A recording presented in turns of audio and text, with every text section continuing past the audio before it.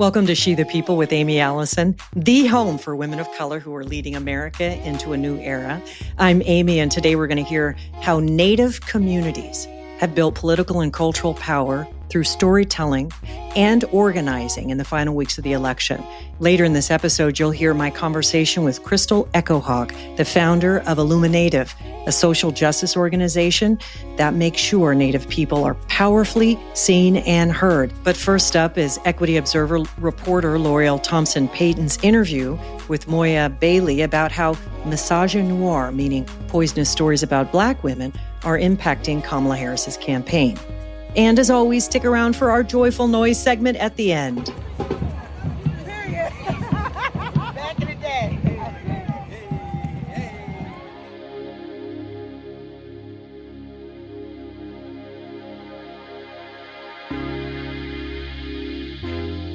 In 1975, the iconic novelist Toni Morrison said, "The function, the very serious function of racism, is distraction." Today, author and activist Moya Bailey believes the same, especially when it comes to misogynoir, the intersection of racism and sexism experienced by Black women. It reminds me of the Toni Morrison quote where she's talking about racism as a distraction, and I feel like misogynoir is a distraction. Moya Bailey coined the term misogynoir in 2008. As we edge closer to the 2024 election, her message is clear. Representation alone isn't enough to bring about the kind of changes marginalized communities so desperately need. Harris's historic nomination as the first Black and South Asian woman on a presidential ticket was hailed as a major milestone. But, as Bailey points out, the celebration of identity sometimes comes at the expense of discussing policy. So if we're looking at the ways that the right and sometimes the left even really focuses on Kamala's identity, then we're missing this opportunity to talk about what does it mean to still be giving Israel money, to still be giving Israel weapons. What does that mean in the context of the world that we claim that we want? When we're talking about peace and wanting joy, what does it mean that not everybody has access to that? So I feel like if we're not paying attention, we can get distracted by the vile and terrible misogynoiristic ways that Kamala has been represented in the press, and then not pay attention to what we've seen, which is initially a lack of conversation about policy at all. In her work, Bailey argues that while seeing Black women in leadership positions can be empowering, it doesn't guarantee the dismantling of systemic issues. Yeah, I mean, I think to be a leader of the United States of America, you do have to believe in settler colonialism to an extent, because the nation state is that. So anybody who's running for president has to believe in the state enough to want to be, quote unquote, in charge of it. So I do think that Black women have the position to come from a politic that is decolonial and very much against what's happening now. And so I think that for us, it's always a little bit more complicated than just taking the role that is put before us. There's always some pushback because the things that you stand for when you are president of the United States, empire, war, particularly as we're seeing genocides in Gaza, what we're seeing now happening in Iran, the way that people aren't talking about Sudan at all, or Congo. There are just so many things that are affecting Black women globally that aren't being part of the conversation that you would hope that a Black woman president could perhaps take a look at. But again, representation doesn't mean that that is going to be part of her policy practice. This critique echoes Toni Morrison's sentiment that focusing on identity rather than the larger systemic issues only serves to distract us from the work needed to create meaningful change. Bailey believes the presidency isn't a role designed to save us, regardless of who holds the office. So what's the solution? I think we need to look at the local level. So one, I think because the president is this figurehead, we pay much more attention to that. And I think we should be looking further down the ticket. So I would encourage people to actually look at what's happening in their local spaces. How are your representatives really showing up? And are they the people who are showing up? I just think we need to take stock of what we expect of the electorate and maybe push back a bit on our expectations there. And I would say, too, getting involved in some way. I think people really want someone to come in and save them. The president as a position, like that's not a position that does that saves us. I'm really encouraging people to use this as a moment to get organized and think about what do we actually need. For Bailey, the path to liberation isn't about looking to one leader, but about community-led efforts and grassroots activism.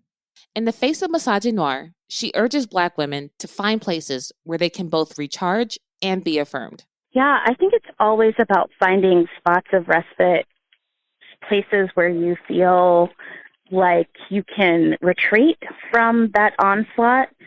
And for me, that's meant creating community and sharing spaces with other Black women, non-binary folks who are actually moving in ways that are challenging these perceptions and representations through the way that they create the spaces and images that they want to see. So for me, it's about consuming cultural products, cultural productions that are created for us by us.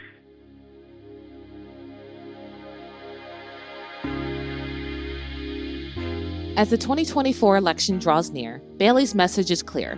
Don't get distracted. Representation is important, yes, but it won't automatically dismantle the systems of oppression that Black women face.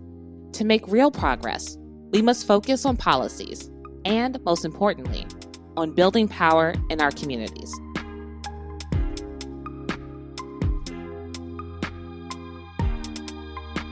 Crystal Echohawk of the Pawnee Nation is the founder and CEO of IllumiNative, the first and only national Native-led organization dedicated to increasing the visibility of and challenging the narratives about Native peoples.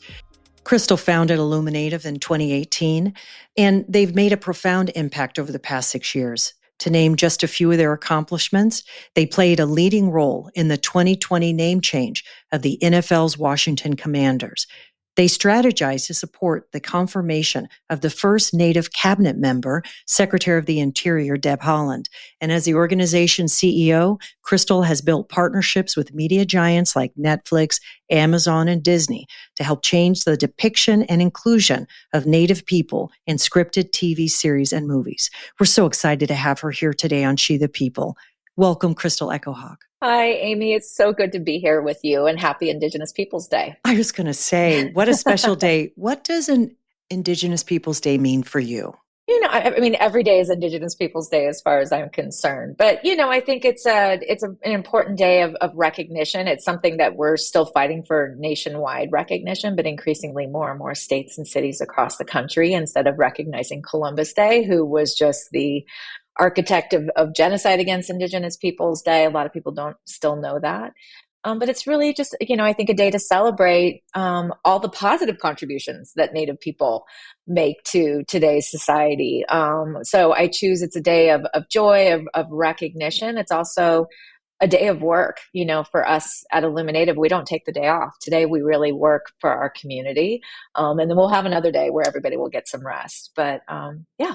You know, I'm so happy to have you. You've been in the middle of what I'd consider a renaissance. When you look at and assess from when you started this, which was about a decade ago, am I right about that? Yeah, it was about 9 years ago. I didn't have a name. It was more the research I started reclaiming Native truth. That started 9 years ago. And I founded IllumiNative in 2018 based on the results of that research that really just gave us a strategic framework to organize and move forward. Now, you and I had conversations over the last years about what that research unveiled and how it established a framework. So, when you think about what this national research did and how it set up, kind of some of the successes, how would you think about it almost 10 years later? Oh my gosh, what a great question.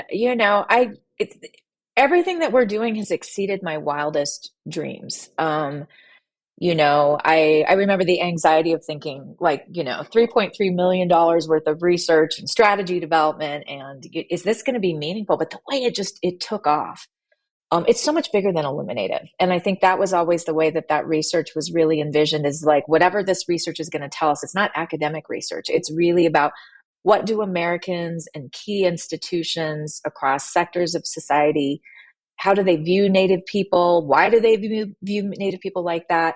And what do those perceptions and narratives, dominant narratives, how do they impact the way that our people are treated in different sectors of society, whether it's the way that the government or public, K through 12 education, media, entertainment, view people, and what's the impact? And how do we, whatever that impact is, which we found is like invisibility was our greatest threat. And a lot of people, depending on where you live in the United States, weren't even sure if we existed, or we were just defined by these very toxic stereotypes and false narratives that we were not the authors of. And so all of a sudden it was this aha moment about why our advocacy, why we were having issues in the courts and Congress, and what was going on in K through 12 education with regard to our kids was just really because of this, implicit bias, and really like invisibility became the new form of racism against Native peoples. And to really understand, I think we're constantly taught that, this is just people being politically correct or they're being snowflakes. And it was like, no, narratives, stories, they have power. They rationalize the exercise of power, right? And that it was just really important for us to fight to create spaces, one, for that the American public understood that we existed as a contemporary Native people and we're not a problem to be defined. It was the right time. And we were able together to collectively do a lot. So much is about, when you talk about deep culture work, which is underneath politics, I mean, here we talk a lot about political power and asserting power, but cultural power lies underneath all of that and is a requirement. I've been thinking a lot that now that, Kamala Harris, we had made this argument about having a woman of color as a candidate, that we could rally around. And so I've been thinking a lot about the first time Kamala Harris came as a presidential candidate.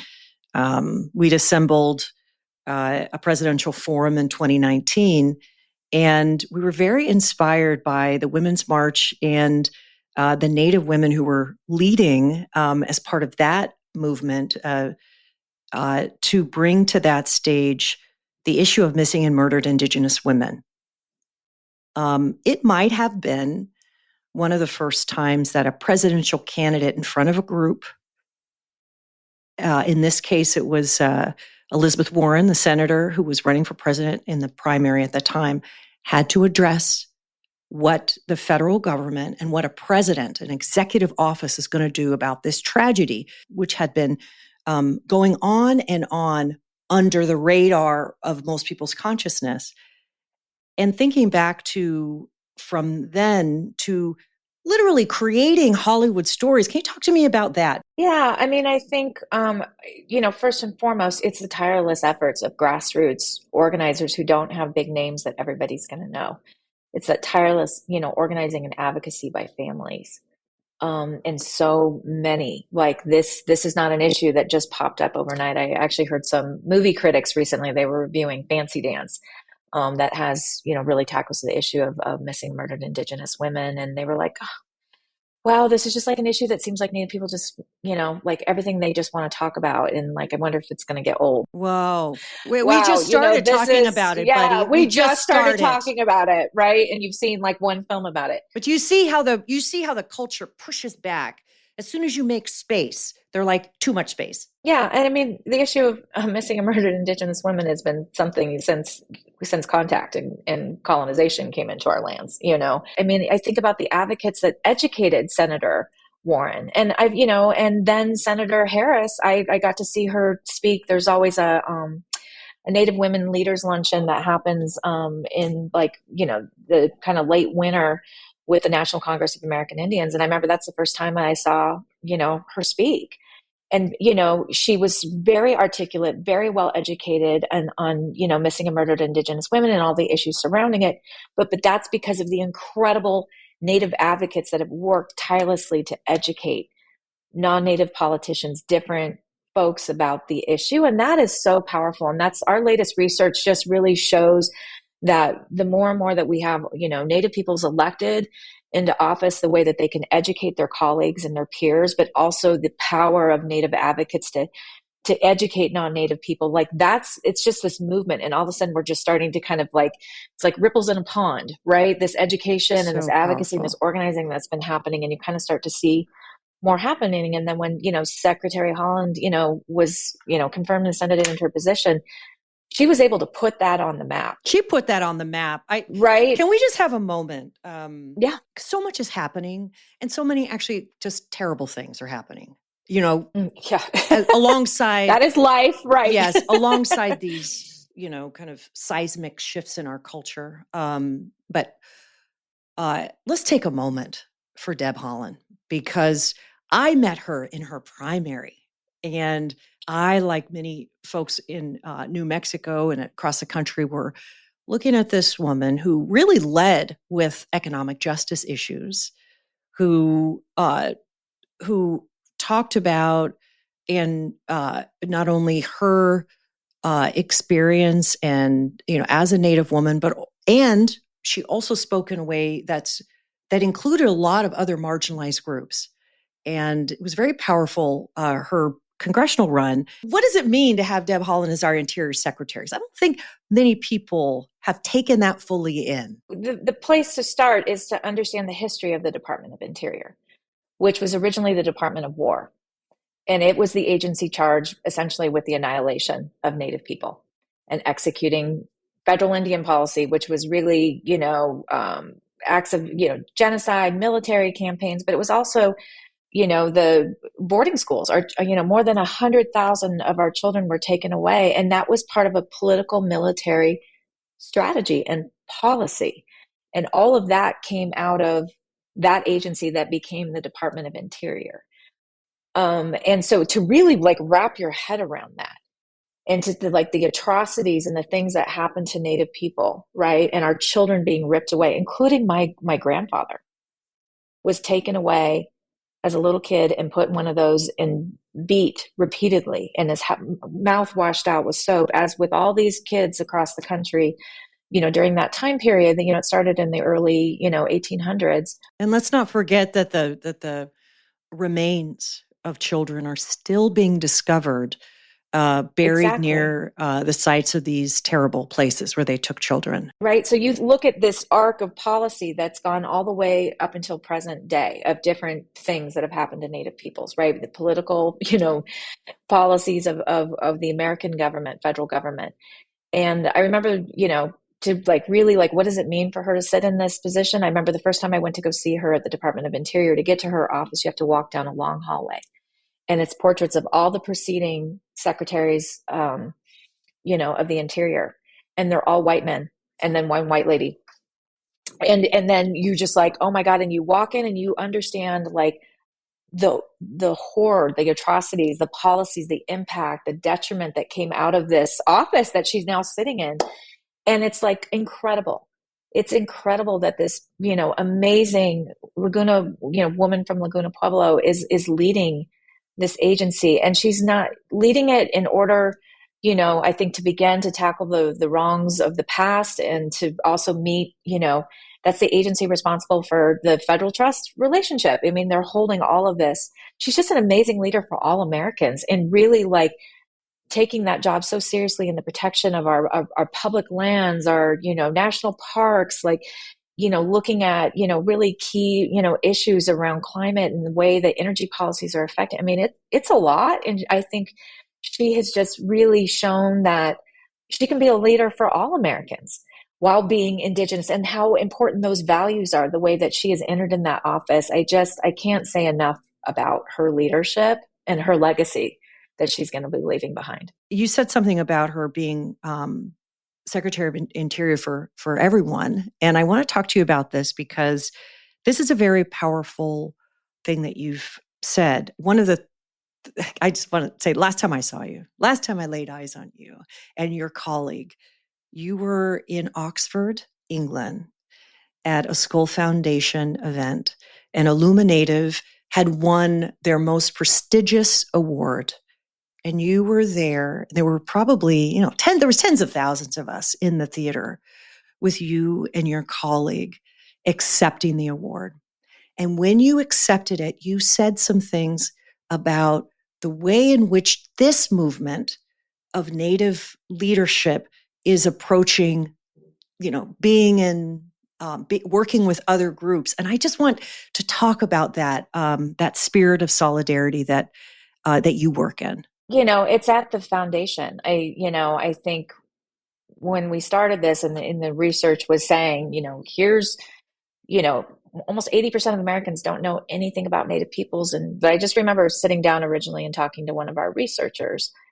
And she said, I want you to imagine if you could turn the voice of every Native person up to the highest level, right? And we're all like really singing from the same songbook about changing this narrative, right? These false narratives about Native peoples. It's not enough. Part of your organizing tactic has to be that you are organizing and working with non-Native people, right? And this is the only way it's going to work. And I think it just really traditionally goes back to our teachings as we think about relationships and relationality, right? And it's understanding that we as organizers, fundamentally that's what we are as IllumiNative, we're organizers, that we have to constantly be looking at the relationship to these problems. And even though there's very specific things that are impacting our people, we don't have a monopoly on being erased and dehumanized, right? When we pull back and we look at, systematic, racism and discrimination and things in this country, we are not the only ones. And I think so much when we start to pull back, I think in this election, we start to see, wow, you can come from all kinds of different backgrounds, but there are some very key things that are at stake in this election that affect us as human beings, wherever we come from. And so I just think that that's been an important part right out of the gate. IllumiNative didn't change the Washington football team name. We stood on the shoulders of more than 60 years of advocacy and organizing from our own community, but we worked in partnership and across a lot of diverse constituencies to turn up the heat and apply that organizing pressure that got it done. Right. And I think that when we look back, when Secretary Holland was confirmed, the way that we messaged and organized was yes, our community first and foremost, let's write letters to Congress, let's do all these things. But we got 40,000 people to do that. And a lot of them were non-Native people, because it's she's going to be a great leader for all of us. For all of us. I want to ask you about the election. I'm so glad that you brought that up. We have some amazing Native women who are leading efforts. I'm thinking of Anthea Chino, and I'm thinking of Advanced Native Leadership is one organization. There are others that have been doing really amazing work supporting candidates and activating the vote. How can you talk about getting out the vote in the last weeks of this important campaign, what that looks like, where the action is for Native communities? Yeah. I think what's really exciting is to see there's a lot happening, and I think a lot more that I've ever seen at least to the last two election cycles, right? I'm going to talk about what IllumiNative's doing first, right? And in partnership with the Native Organizers Alliance. So we've made one of the first investments I've ever heard of in actually getting what what little exists of sort of Native voter files, right? And, because that work's never really been done. And like, if you talk to people, that data doesn't really exist. So let's take a step, just take a pause. Yeah. A voter file is when people register to vote, and then it's state by state usually held, the data, but they're not tracking Native people in these voter files. No. And so we've had to get really creative, with a great research part, that helped us pull that data, Haystack. And what we did is we're piloting. So we pulled what data we could get on, Native voters in Arizona, Nevada, Minnesota, Michigan, and Wisconsin. And we've started a weekly phone and text banking initiative, right? And we're recruiting volunteers, Native volunteers all over the country, but we're calling kind of low to mid propensity Native voters. We sometimes find as we're calling them, and this tells you that the data really has not been collected well. Or again, the invisibility pieces is that a lot of times we get people that are like, no, I'm non-Native. I don't know how I got on this list, right? So we're cleaning these lists. I mean, this is literally what it is. It's cleaning these lists. So you can have them in future elections, basically. Exactly. And but it's kind of the point I was talking about earlier is we don't want to wait till the next election. How are we, once we clean this list, I mean, we're doing everything we can to turn out the vote with these folks. We've had some great conversations with them. But then it's what's happening in between elections. How are we organizing? How are they not only just hearing from folks every couple years?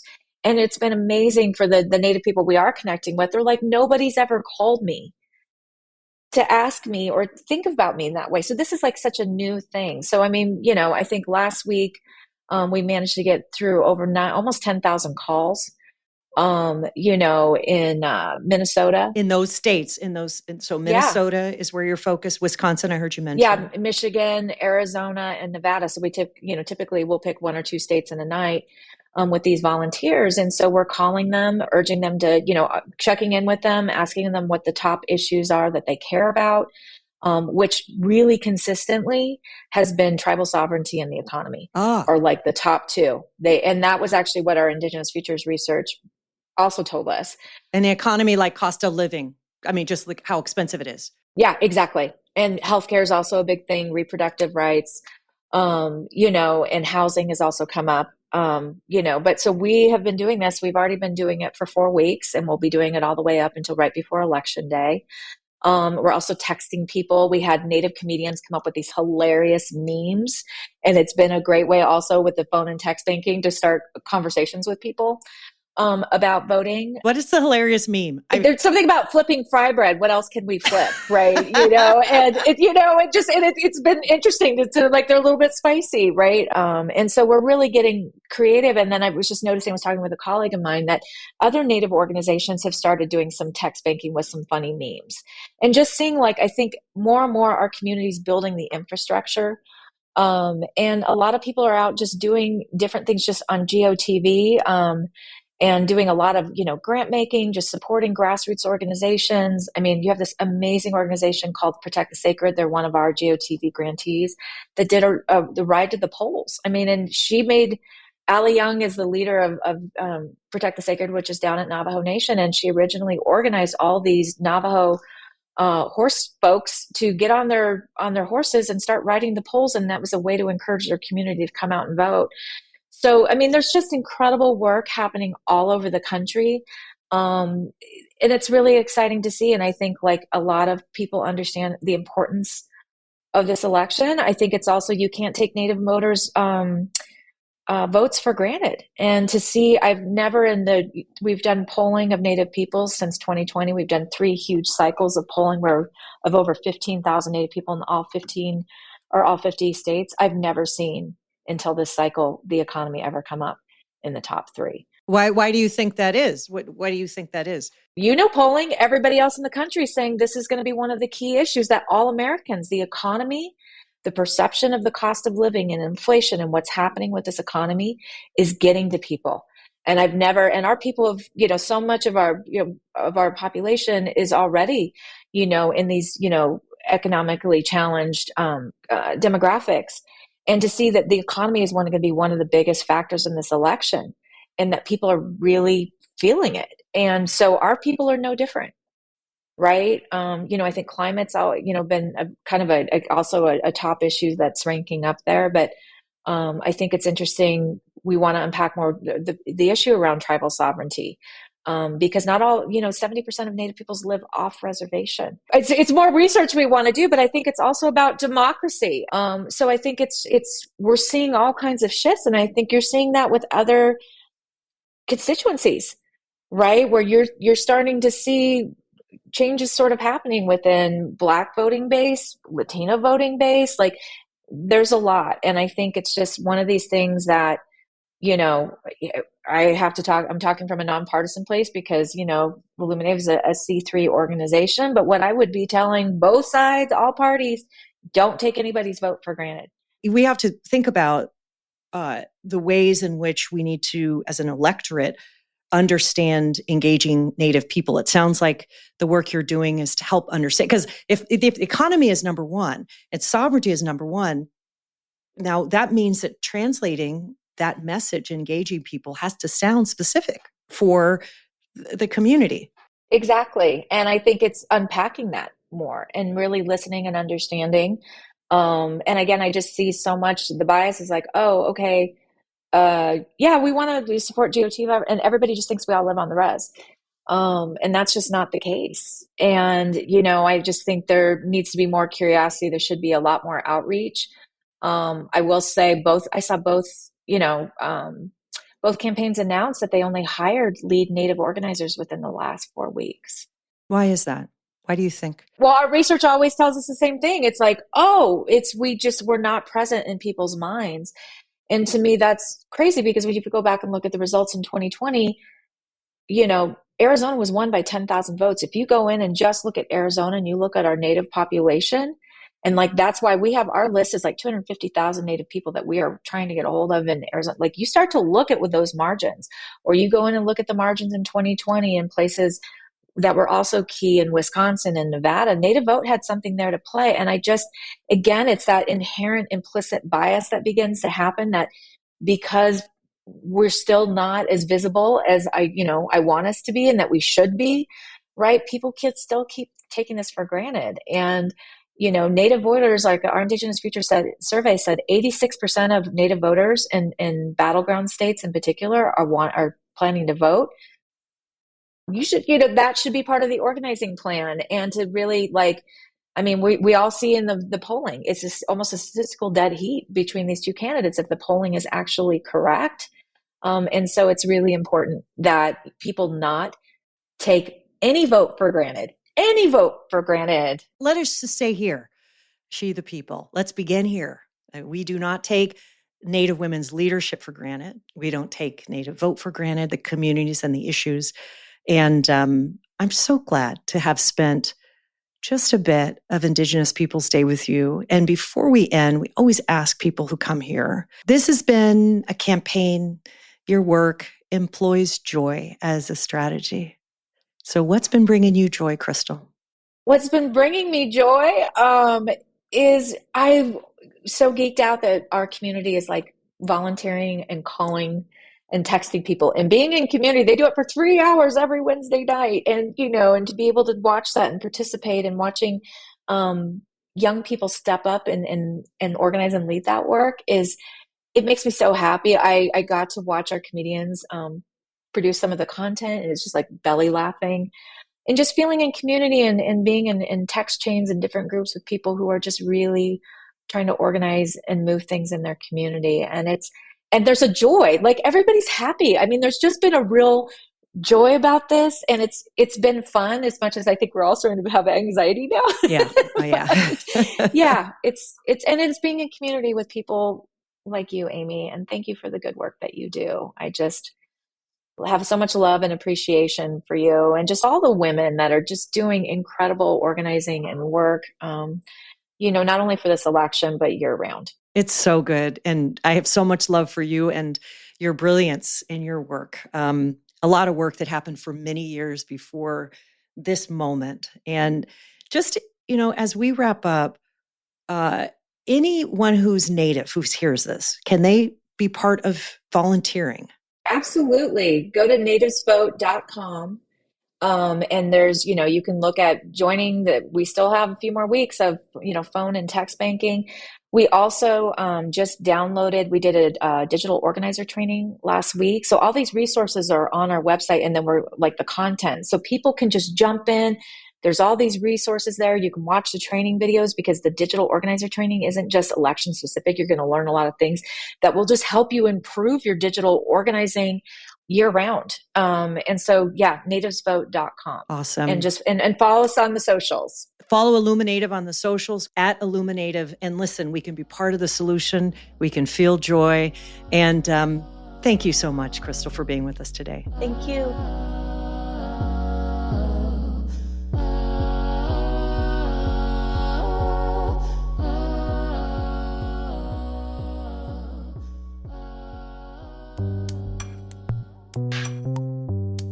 And as always, here's joyful noise, this time from Philly.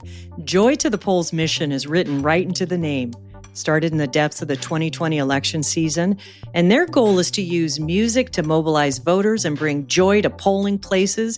And during the last presidential election, artists like Questlove, John Batiste formed and made playlists for voters waiting at hundreds of polling sites across 8 states. Joy to the Polls kicked off their 2024 tour in Philly. As we know, this is a battleground city and state in early October. What you're going to listen to is the PME drumline leading 100 early voters to a polling site in West Philly. Take a listen and feel the joy.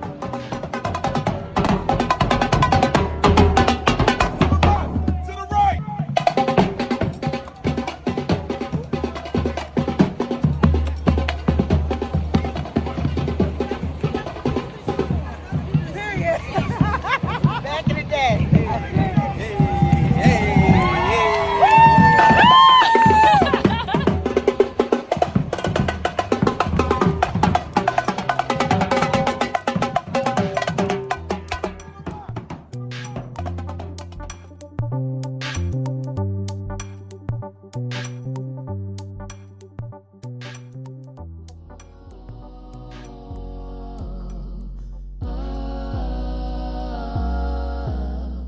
Thanks for joining us today. Remember, your vision, your spirit, your work matters, not just to you and your family, but to our whole nation. So keep going. We need you, and we need each other.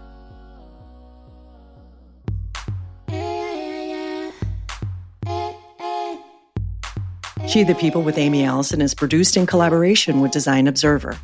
For more information about us, plus our guests, and a full transcript of the episode, check out our website at designobserver.com/shethepeople. And spread the joy. Make sure you're subscribed to She the People with Aimee Allison on the podcatcher of your choice, and share this episode with your friends. And don't forget to tag Design Observer and _She the People on whatever social media platform you're on. She the People is a registered trademark of Aimee Allison. Our thanks to Ruth Ann Harnish, Susan McPherson, Susan Sawyers, and Jonathan Speed for providing critical funding and other resources. For guidance and essential insights, we're deeply grateful to David Kuman Kim, Alvin B. Tillery Jr., Bernestine McLeod, Kevin McBethune, and the entire Design Observer and She the People community. Aviva J. wrote the theme music for the show. Justin D. Wright of Seaplane Armada mixed the show. She the People with Aimee Allison is produced by Alexis Hott and Adina Karp.